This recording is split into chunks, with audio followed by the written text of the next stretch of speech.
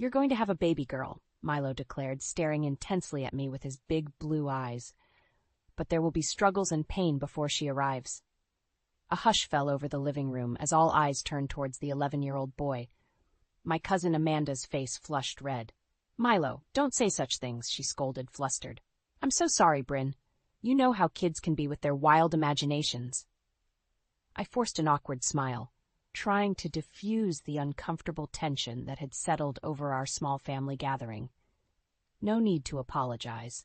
I'm sure he's just excited at the prospect of having a new little cousin to play with someday. Milo shook his head adamantly. "I'm not making it up, Mom. I saw it clear as day, like I was watching a movie in my mind." An uneasy silence lingered as Amanda searched for the right response. Before she could find the words, little Milo continued. "The baby will be beautiful, Bryn, with dark curls and green eyes, just like you. But there's a fork in the road you'll face. One path is safer, but filled with regrets and what-ifs. The other leads to your daughter, but is treacherous. Obstacles from someone you trusted will try to block your way." My chest tightened as Milo's haunting words washed over me. There was a conviction in his tone that made the hair on the back of my neck stand up. For as long as I could remember, he had displayed an unsettling knack for making disturbingly accurate observations well beyond his years. Ever since Alex and I had started trying to have a child over a year ago, I couldn't help but envision our future with a house filled with the joyous sounds of little feet pattering across the floors. Was Milo's eerie prediction giving voice to the dream I had secretly been nurturing, or was this merely an overly fertile child's imagination gone wild? "Honey, you know Grandma gets worried when you say such peculiar things," Amanda said, her voice a frantic whisper as she tried to rein in her son's ramblings. But Milo's gaze remained transfixed on me, utterly undeterred. "You're strong, braver than you know, Bryn. When the dark clouds gather, don't lose your way. The rain will give way to a beautiful rainbow." I felt Alex's comforting hand on my shoulder, pulling me back to the present moment. He leaned in close, his warm breath tickling my ear. "Try not to dwell on it, babe. You know how worked up Milo can get with his overactive mind." Attempting to compose myself, I plastered on a smile and nodded. Yet no matter how fervently I tried to shake off Milo's foreboding words, they clung to me like a burr. A lingering sense of unease took root, leaving me wondering what turbulent road might lie ahead. The ding of the elevator signaled my arrival at the marketing floor where I worked at Harrison and Associates. Stepping out, I immediately spotted Alex huddled with a group of colleagues, going over analytics for an upcoming campaign. He looked up, and our eyes met. A warm smile crept across his face, his brown eyes crinkling at the corners in that way that never failed to make my heart skip a beat, even after 7 years of marriage. "There's my gorgeous wife," he called out as I approached. "Don't you all agree Bryn is a total knockout?" A chorus of laughs and agreeable murmurs followed from his coworkers. I felt my cheeks flush slightly at the compliment. "Well, aren't you just a sweet talker today?" I replied, planting a quick peck on his cheek, though I seem to recall someone asking for my mother's famous pecan pie recipe earlier. Alex grinned sheepishly. "You know me too well. I was simply banking future brownie points to cash in later." The evening passed in a blur of prospecting calls, client meetings, and a welcomed break to share lunch together in the company cafeteria. As we chatted about our days, my thoughts inevitably drifted back to Milo's harrowing prediction. "Did I tell you Milo said the most bizarre thing at Amanda's house the other night?" I began, keeping my tone light. Alex nodded slowly, his jaw tightening almost imperceptibly. "About us having a kid? Yeah, I overheard some of it. The little guy has one hell of an imagination, that's for sure." "He was so specific, though," I persisted, unable to shake the niggling feeling that there was more to Milo's words than an overactive fantasy. The details about her looking like me with dark curls and green eyes, and the obstacles we'll apparently face from someone close to us. Alex waved his hand dismissively. "You can't honestly believe any of that nonsense, can you? Milo's a bright kid, but he's got a habit of rambling. You know how kids can get tangled up in their own little make-believe worlds." His reassuring tone sounded sincere enough. And yet, didn't he seem almost defensive? Before I could dwell further, the shrill ring of Alex's cell phone interrupted my thoughts. "It's my mom," he grumbled, not even glancing at the display before declining the call. You know how she is. A missed call is practically a federal crime in Elaine's world. I'll catch up with you in the office, babe. Planting a quick kiss on my cheek, Alex excused himself and stepped into the hallway to return his mother's call. I tried not to read too much into his weary sigh and slight grimace.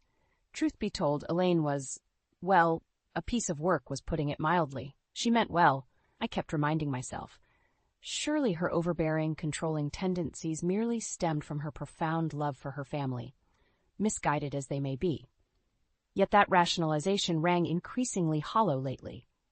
Over the years, I couldn't ignore the blatant favoritism she displayed towards Alex's younger brother Dominic, her obvious golden child, and her T727 underhanded comments about how Alex and I were dragging our feet.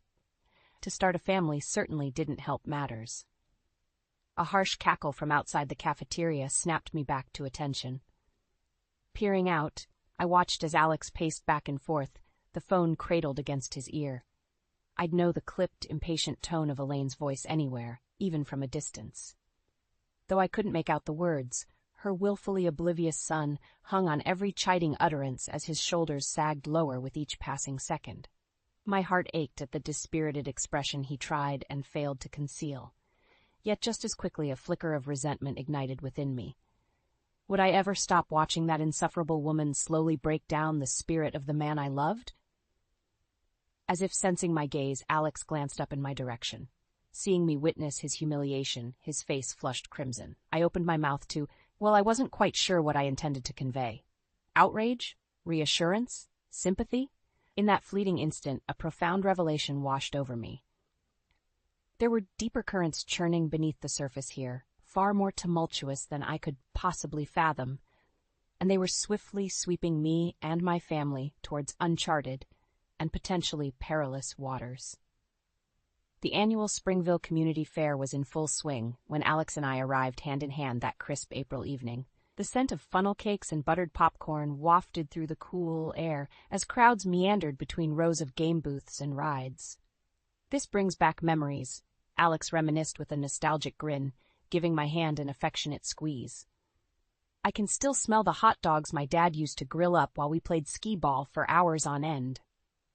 Pretty sure that's just the aroma of the fair's famous behemoth foot-long corn dogs wafting over, I teased. As we strolled along the bustling thoroughfare, I spotted a familiar mane of auburn curls in the distance. Oh, hey, there's your mom over by the ring toss. Alex followed my gaze, his expression clouding briefly before smoothing over into a polite smile. I'll be damned, that is Elaine, being her usual center of attention self. Sure enough, the elegant Elaine Harrison was regaling a small crowd with some dramatic tale, her perfectly manicured hands gesturing animatedly. Even from across the fairgrounds, I could make out the tinkling of her practiced, mirthful laugh. I swear that woman could spin a crocheted potholder into a Tony Award-winning one-woman show, Alex muttered with a rueful shake of his head. Before I could respond, Elaine's gaze settled upon us. Her eyes ignited with an unmistakable glint of recognition, or was it something more akin to predatory relish? "Oh, Alexandra!" she trilled in a saccharine sing-song without preamble. "And if it isn't my daughter-in-law, Bryn, what a fortuitous coincidence." She navigated her way through the dispersing throng with the regal bearing of a debutante. Up close, I couldn't help but marvel at her meticulously groomed appearance, not a single silver hair out of place. "Mom," Alex replied with a curt nod. "Fancy running into you here." Elaine unleashed a theatrical pout. "Is that any way to greet your dear old mother?"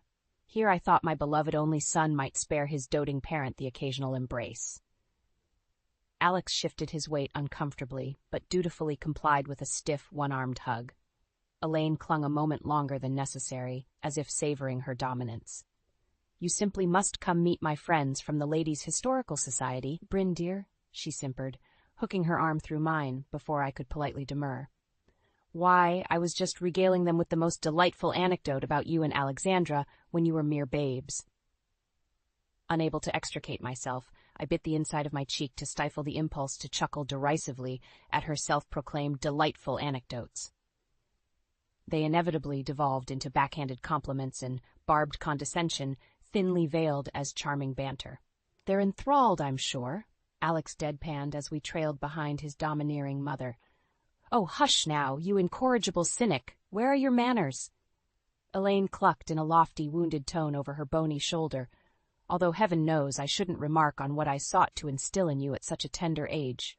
I glanced over at Alex, who merely shrugged in response while massaging his temples, clearly a conditioned reflex developed over years of enduring his mother's digs. I felt the hairs on the nape of my neck prickle as an intrusive thought took root. What if Milo had been right? What if the obstacles he forewarned truly were orchestrated by someone closest to us? Would that manipulative puppet master be none other than the steel magnolia leading us along in her wake like marionettes bound to her strings? For the first time since hearing his chilling prediction, I couldn't completely dismiss Milo's words offhand. Not anymore.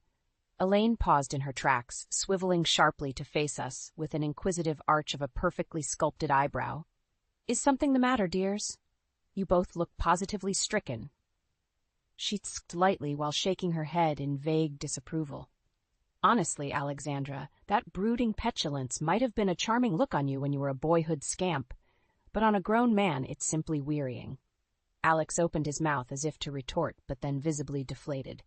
I watched as the fleeting defiance guttered in his eyes, instantly extinguished. In that moment my throat constricted with a swell of emotions: frustration, sorrow, impotent rage. Yet beneath it all, an iron-willed determination took root. If Milo's vision was indeed a harbinger of the turmoil to come, then I would be ready. Whatever tempestuous destiny awaited on the road ahead, I wouldn't allow Elaine's machinations to steer us off course. Not if I had any say in the matter. The cloying scent of Elaine's overpowering gardenia perfume lingered in the air even after we departed the fairgrounds and arrived back home. I wrinkled my nose in mild disgust at the phantom aroma, just one more layer to peel back in the ever-complexing enigma that was my mother-in-law. Well, that was certainly an experience, Alex sighed, shrugging off his jacket. He hung it over the back of a chair, looking as mentally drained as if he'd just run a marathon. We'd barely been in Elaine's presence for an hour, but her potent dose of toxicity always managed to leave us utterly depleted. "You've got to admit she's a real piece of work," I agreed wryly. "Did you happen to catch what she was whispering to that friend of hers after you excused yourself to take that call?" Alex pinched the bridge of his nose, grimacing. "You mean when she proclaimed in a stage whisper how I was forever disappointing her expectations? Yeah, that's pretty much par for the course with Mother Dearest." "Even for her, that was harsh," I murmured, sliding an arm around his waist. A few beats of silence passed between us. Then, seeming to brace himself, Alex exhaled loudly. "Listen, Bryn, I've been meaning to talk to you about something," he began slowly, averting his gaze as if steeling himself for a thorny conversation. My heart skipped a beat, bracing for bad news over some looming work crisis or other catastrophe. "Mom's been, well, saying some things lately that have got me thinking," he continued, his words gradually gaining momentum. "About us not having kids yet after being married all these years, and I know we've discussed it, but—" "Hold up," I interjected, recoiling slightly. Of all the things I'd braced myself for, I hadn't anticipated this conversational U-turn, much less for him to be parroting Elaine's refrains. "Are you actually taking parenting cues from your mother right now?" Alex held up his hands in a placating gesture. "Hear me out, babe. I'm not looking to pile on the pressure or anything, just maybe she has a point this time?" I arched an incredulous eyebrow. Elaine Harrison had permanently forfeited the benefit of any doubts from me long ago. "All I'm saying is, you can't deny the nonstop hints are starting to carry a ring of truth," Alex pressed on. "My brother's already knocked up wife number 2, with number 3 likely on the way before long. And here we are, hitting our mid-30s with not even the pitter-patter of one set of little feet around the house." An inexplicable lump formed in my throat as I dredged up the recurring ache that had taken root, the one I'd tried my damnedest to stifle over the past couple years. "You think I don't agonize over that every single heartbeat?" I shot back, unable to mask the desperation that had begun creeping into my voice. Month after month of procedures and negative tests and putting on a brave smile for yet another baby shower? Milo's recently prophesied words about our future child reverberated like a thunderclap. I could practically picture her in my mind's eye, just as he'd described. Dark ringlets framing an impish face, emerald eyes brimming with uninhibited joy and curiosity. Alex reached over and squeezed my hand, his expression softening. I hated how naked and vulnerable admitting my innermost yearnings aloud made me feel. As if he could instantly see the repressed hopes and dreams I'd compacted like a tightly wound coil all this time. "I'm not trying to make this into a fight, Bryn. You know I want a baby just as much as you," he soothed in a gentler tone. "And for what it's worth, whatever Mom's warped motivations, she does have a damn good point this time. We can't just keep putting it off forever." I digested this in silence, fidgeting with the fraying end of a throw blanket just to avoid Alex's plaintive gaze. Of course, he was right. There was no sense in denying the growing void any longer. You're right, I conceded softly. A mirthless chuckle escaped my lips. "God, I can't believe I'm actually saying this, but your mother may have inadvertently done us a favor here." One dark brow arched in bemusement. "Come again? We're talking about the same Elaine Harrison here, right?" "Just hear me out," I said, holding up a finger as the first tendrils of revelation began worming their way into my consciousness. What if Elaine's constant needling wasn't just her being a nagging busybody, but something else entirely? Like she subconsciously knew this was one area she didn't have control over. Alex opened his mouth to protest, but I pressed onward, now unable to stop the deluge of epiphanies from tumbling forth. "Don't you see? All this time, we've assumed she was just reflexively sticking her nose where it didn't belong. But what if there was more to it?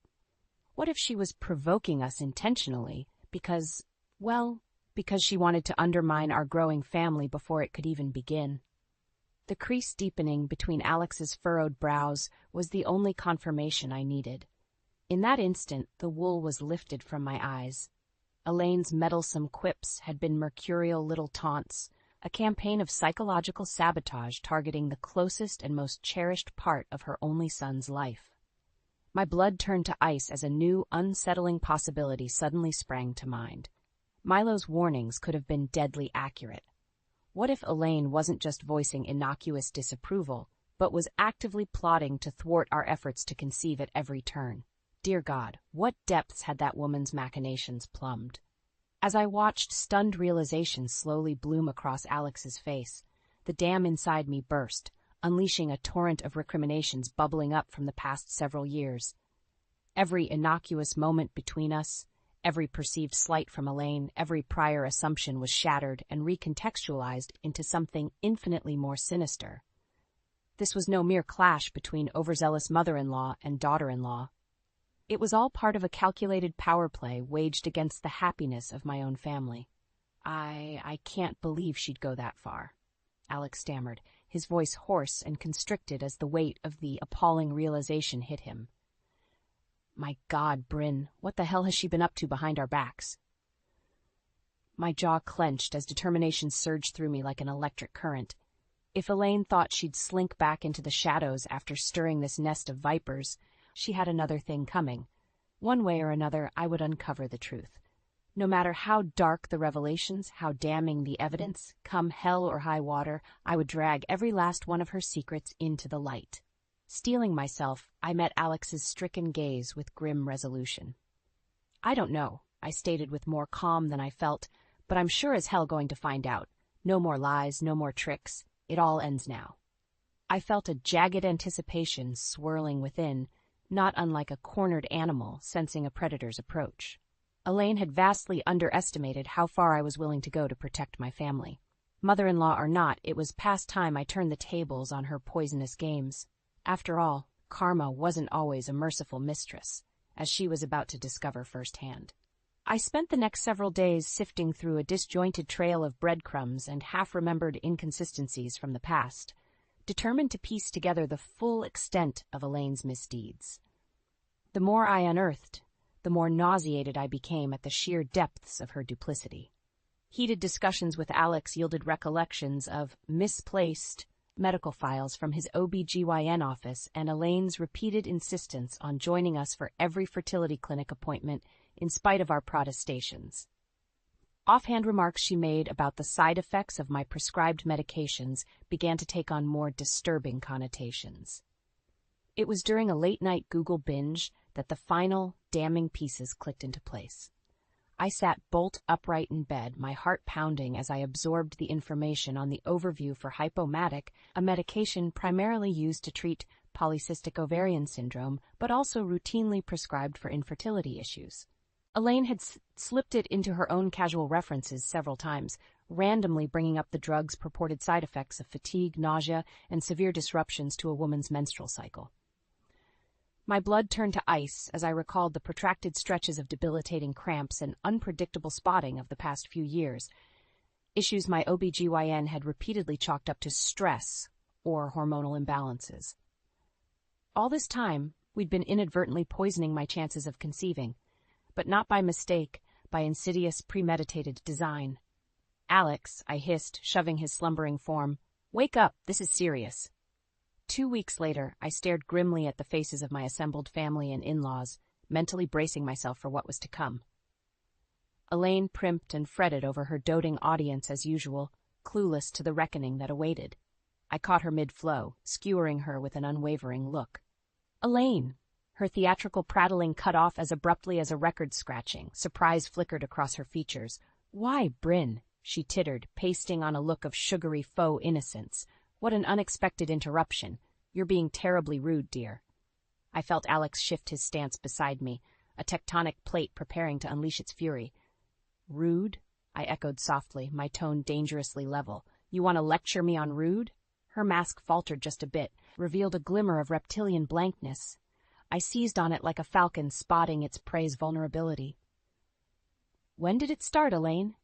I demanded, determined not to let her wrest back control of the conversation. "A year ago? 5? Or did your pathological mania to undermine Alex's happiness start even before we were married?" A spattering of tense murmurs, shuffling feet. She cast an imperious glance around the room. Any other time, those present would have folded like a circus tent beneath her withering stare. Today, however, her usual sycophants merely exchanged wary, sidelong looks, feeding off the undercurrents of tension. I didn't give her an opportunity to regain her bearings.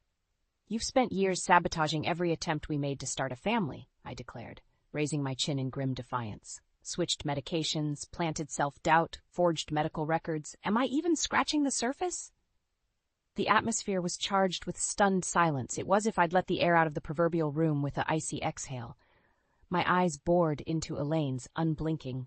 I wasn't a woman prone to histrionics or shallow appeals for sympathy, but the circus master before me had pushed beyond any reasonable boundaries. It was time to reveal the viper lurking behind the curtain, teeth and all. "Well?" I challenged, my words slicing through the vacuum as I unleashed the full brunt of my fury. "What's your excuse, Elaine? I hope it's more compelling than envy or some twisted need to control your son." "How dare you?" Her voice emerged laced with a venom as potent as her actions, dripping with a quiet rage that made the hairs on my arms stand on end. But I refused to shrink before the sputtering forge of her indignant ire. It was her turn to cower beneath my glare's menacing weight. "You sanctimonious little Mother!" A thick, furious bellow rent the air. It was Alex, his face a twisted mask of betrayal and incandescent rage. My normally mild-mannered husband was unrecognizable, every tightly coiled wire wound from years of abuse snapping in a blinding instant. "I cannot fathom the level of abject evil it took to do something like this to your own family," he growled in a voice even lower and more terrifying than his outburst. "To your own blood." Elaine's jaw worked furiously, struggling to formulate a response. For one fleeting instant, I caught a glimpse of the naked fear in her eyes. Good, I thought in a moment of callous savagery. Let her seize in terror over the fire she'd willfully stoked. How I wish I could savor that momentary flicker of weakness longer, but a whiplash of movement and sound drew my eyes away. Just as Dominic lunged to his feet, his arms rigid at his sides as his body went ramrod straight. I followed his burning, accusatory gaze over to where Elaine stiffened, caught in the crossfire. It dawned on me then with dawning certitude and horror. The oblivious golden child knew nothing of his mother's twisted machinations, until now. The tableau before us crystallized into a grotesque artifice, a brittle dollhouse facade concealing a nest of vipers far deadlier than we'd imagined. Yet even amid the carnage lay a tragic figure, a perpetually favored son opening his eyes for the first time to the rot lurking within his clan's foundation. I opened my mouth, but no sound emerged. What remained to be said? The damage had been wrought, the reckoning delivered. The shattered shards of our once idyllic existence lay strewn at our feet like a broken mirror. There was no piecing anything back together. Not after this.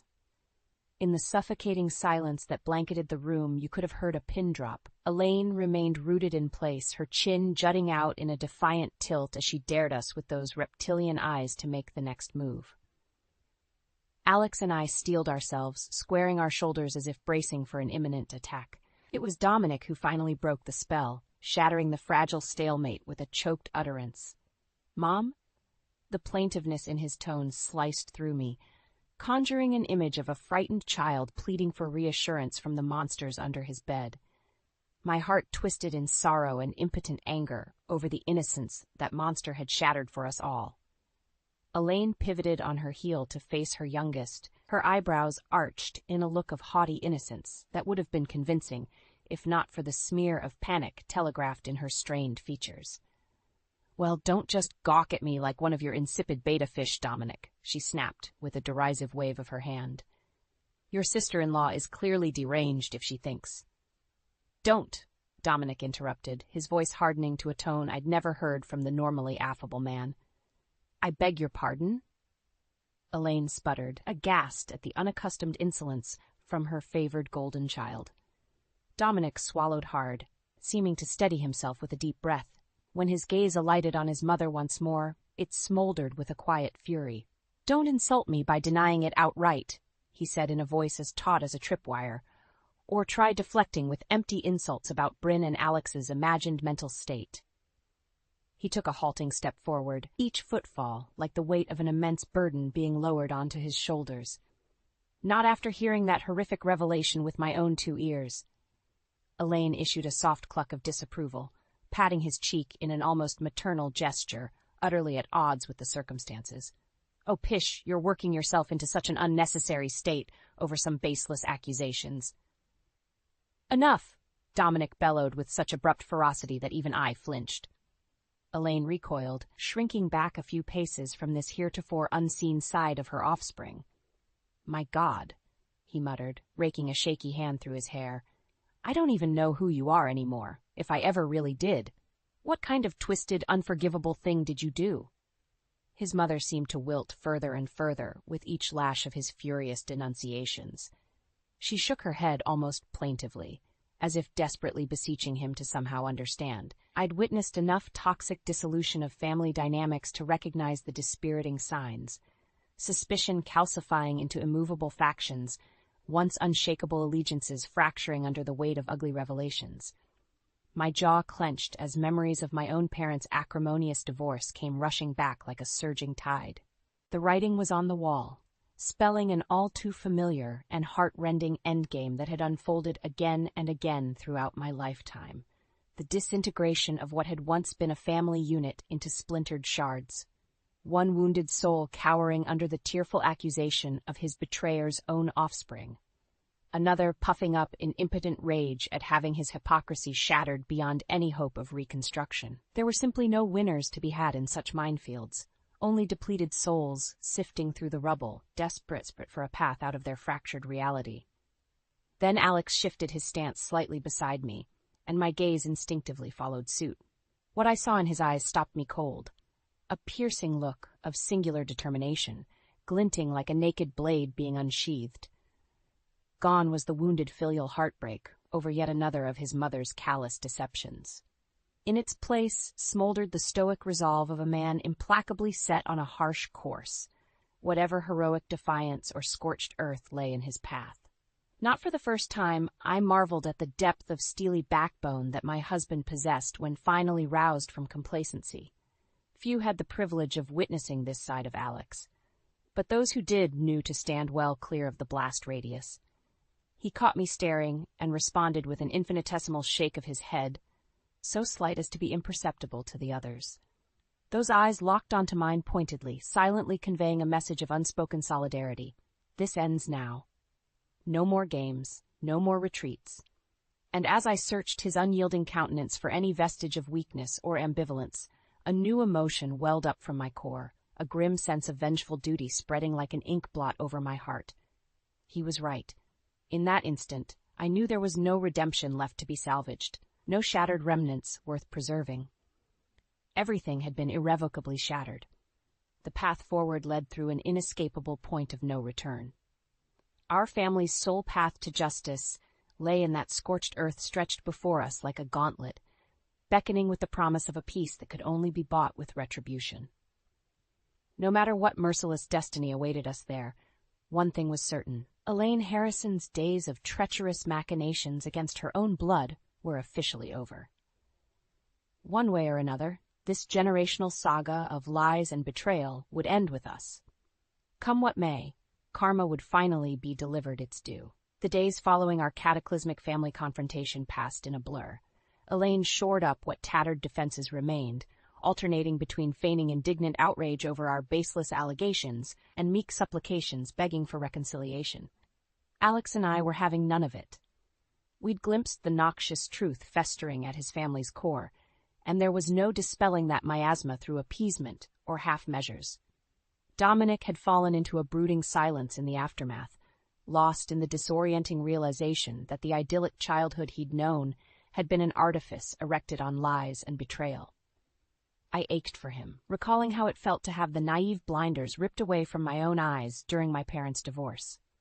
For his part, Alex had slipped into what I'd coined his thermal exhaust port mode, cool, taciturn, and entirely focused on systematically dismantling the adversary piece by piece.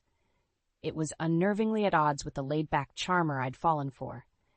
But in these circumstances, I couldn't deny a fierce sense of gratitude for this ruthless new side of him. When he informed me of his meticulously mapped stratagem, I shuddered, not at the calculated zealotry, but from the glacial understanding that animated it. We were well and truly past the point of civilized recourse with Elaine. The time for polite niceties had expired. The first salvo came 4 days after the fracturing, as I'd begun calling it. Alex invited Elaine to a cleared-the-air lunch, ostensibly to give her a chance at a truthful explanation for her appalling actions. Like a moth drawn to a flame, she readily accepted, clearly self-deluded enough to believe she could slither her way out of judgment through artful obfuscations and crocodile tears. Upon her arrival, she was ushered not to a private dining room as expected, but through a service corridor leading to a sealed conference room. There, assembled around a long table, sat a grim-faced tribunal. Alex, Dominic, and 6 other individuals whose stern visages I recognized from the various legal filings accumulated over the past several weeks of clandestine preparation. Elaine faltered, a flash of stunned unease momentarily shattering her poise before the courtly mask was repositioned. "What is the meaning of this unseemly gathering?" "Have a seat, Elaine," Alex stated flatly, gesturing towards a lone chair positioned before the panel. She bristled, drawing herself up in affronted hauteur.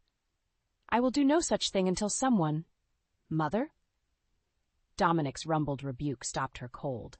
He regarded her with undisguised umbrage, as if staring at something distasteful stuck to the bottom of his shoe. My heart clenched painfully at the depth of his barely restrained contempt. This time Elaine's mask slipped entirely, if only for an instant. The naked hurt and bewilderment etched across her features would have seemed pitiful if I didn't recognize it for what it truly was.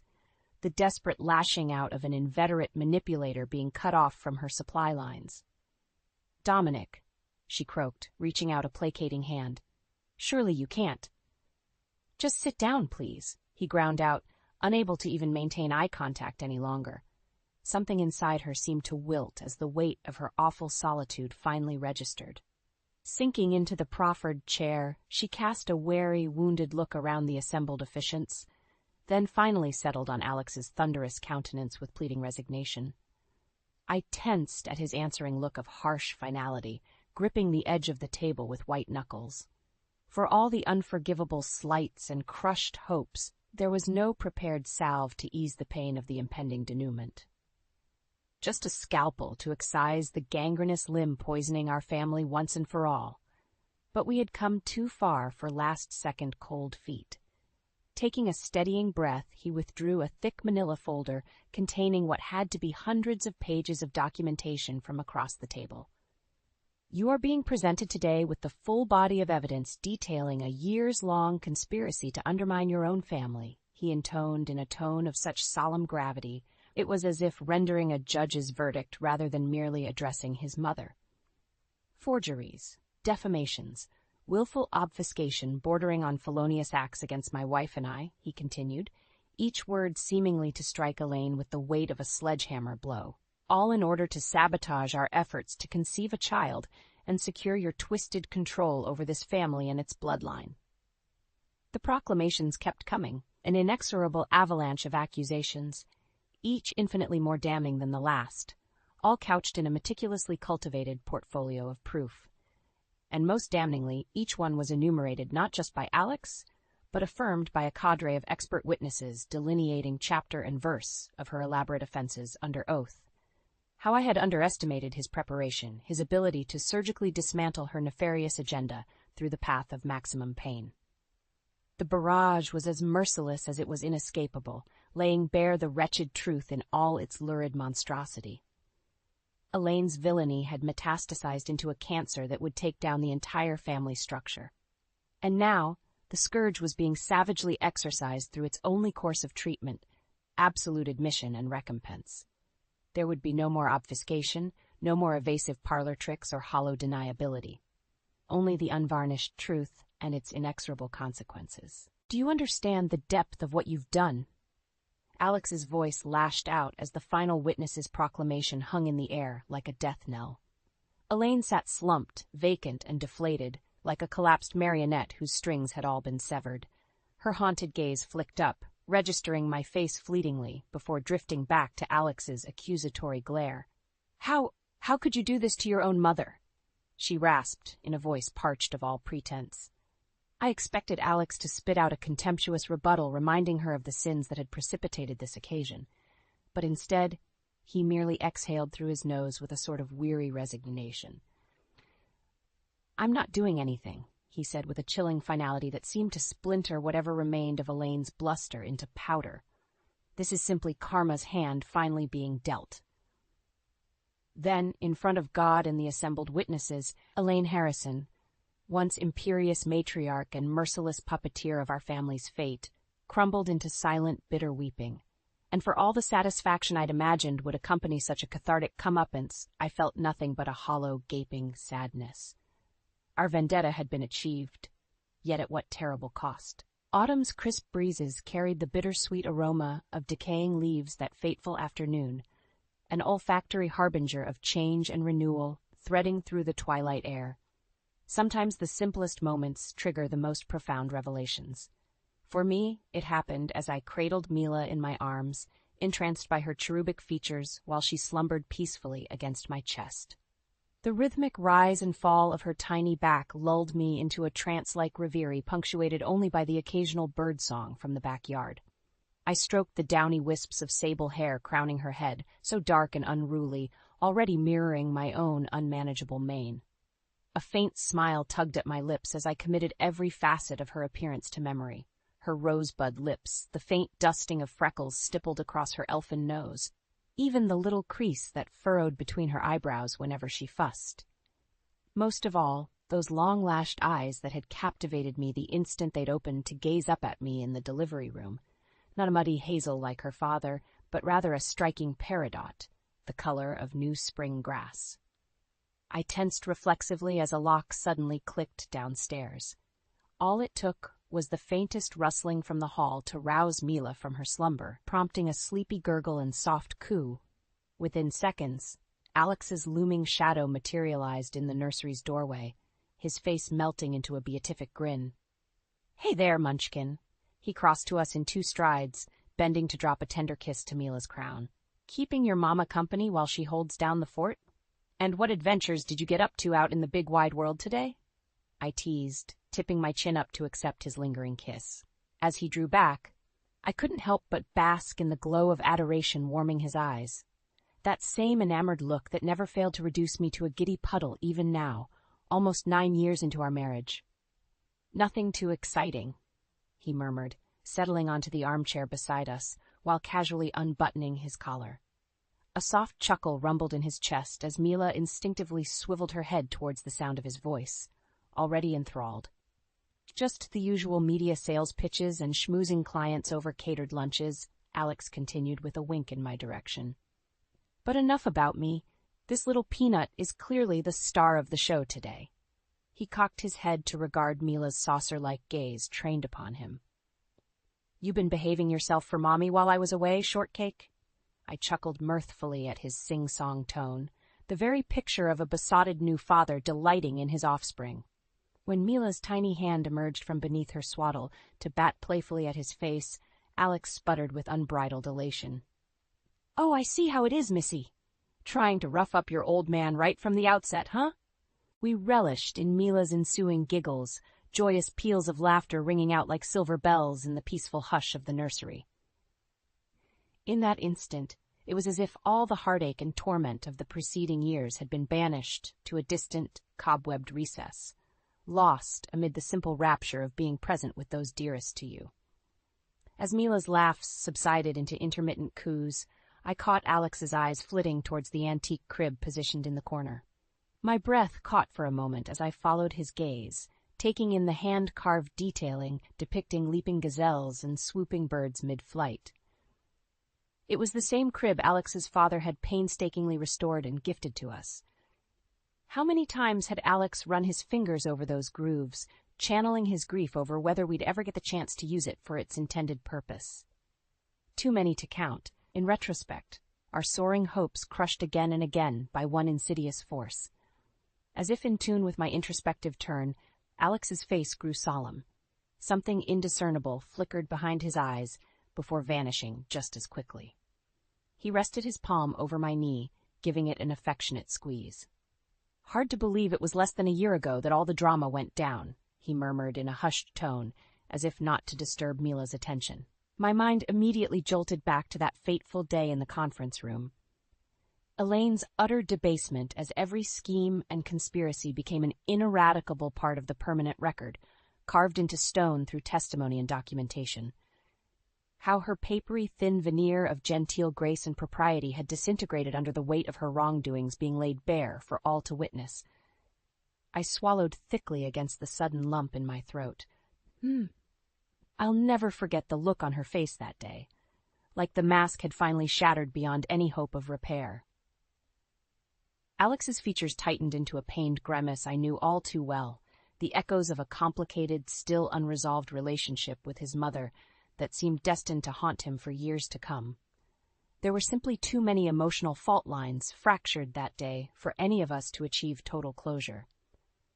I did what needed to be done, for us and for the family, that he stated in a low, resolute tone that betrayed only the faintest quaver of lingering uncertainty. Still, I can't help but wonder if I was too heavy-handed. My free hand instinctively found his, our fingers interlacing. There would be no easy balm to heal those old emotional gouges, not entirely. But perhaps with time, and the all-consuming joy radiating out of our long-awaited miracle nestled between us, we could begin to rebuild anew on firmer ground. "You protected us and our future, Alex, against any threat, no matter how twisted or dark," I said, offering a reassuring squeeze. "That's all a good father ever needs to do." His grateful smile in response was enough to fill my heart to overflowing. Then Mila cooed softly again, drawing our rapt attention back to her cherubic mug like twin sunflowers turning towards the light. As I relished the sight of my beautiful daughter radiating undiluted joy and innocence, Milo's uncanny words from all those months ago reverberated in my mind's eye like a mantra, of triumph emerging from devastation, of light piercing the void. A daughter whose existence had only manifested through hard-won recompense for the very blackest betrayal. The living, breathing embodiment of karma's unbowed perseverance and the remarkable power of human resilience against even the most implacable darkness. No matter what convulsions had rocked our family's foundations to their core, in this tranquil moment of joy and renewal, we had prevailed. Scars would remain, of course, for all our catharsis, The past could never be truly expunged. But here at last was our chance to forge ahead anew. One single wondrous life offered up an opportunity, not just for a fresh chapter, but as the first radiant strains of an entirely new family saga. All thanks to that most delicate yet undaunted of human virtues, hope.